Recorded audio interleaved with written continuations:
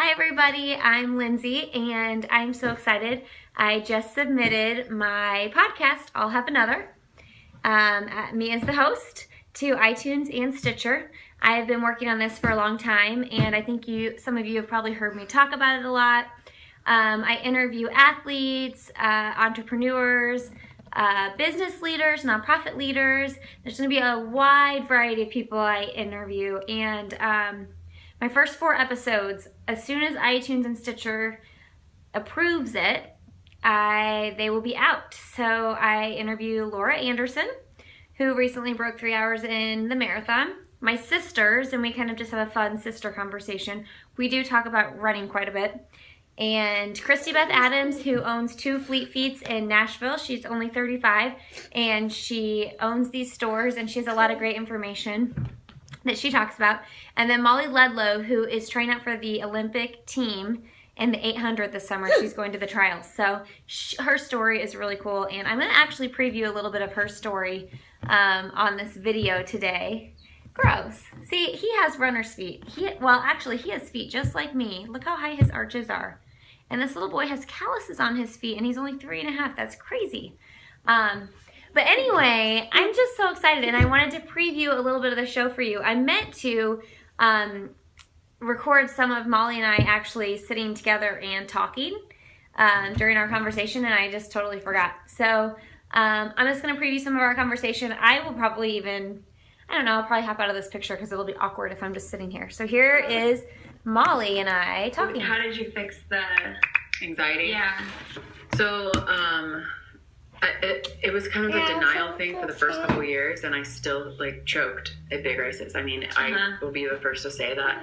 I had, I would go to my workouts, and I would be doing workouts that a national caliber runner would do, and then I would go to races and I would choke at the big time races. And so my coach finally was like, it's really frustrating for me because I can't do anything about that for you, but you need to see a sports psychologist. So that's what I did.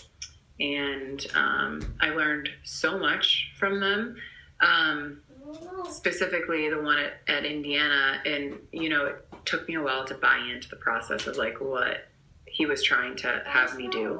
But there was just a few key things that he said to me that turned everything around for me. And it took a lot of practice. It didn't have, even though I knew what the things I needed to change, it took me at least 2 seasons to figure it out. And fortunately I figured it out before my senior year, which is the year that I kind of blossomed and was able to pursue my running career past dominated.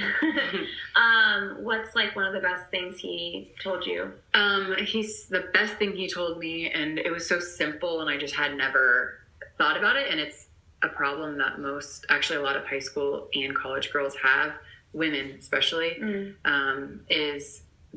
is all of the things that you can't control, because most of us are type A people who run track or run cross country, and you're trying to control all these factors that you can't control, like the person standing next to you that you have to race against. And I was wasting so much energy looking at the girl next to me, thinking to myself, does she feel better than me? Do her legs feel better than me?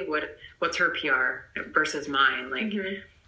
Is her training better than me? Is her times faster than me? Am I going to lose? And I can't control any of that. I couldn't control what they were going to do.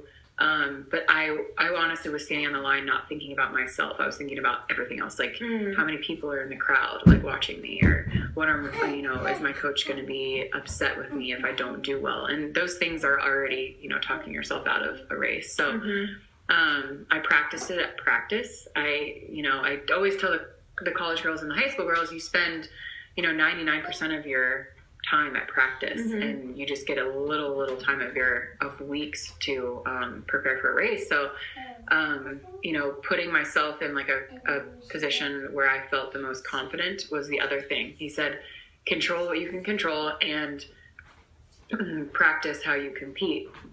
So I made it a point to go to practice every day and make my workouts push myself in workouts like I was racing every single time, so that when I got to a race, it almost felt easier because the workouts were technically harder.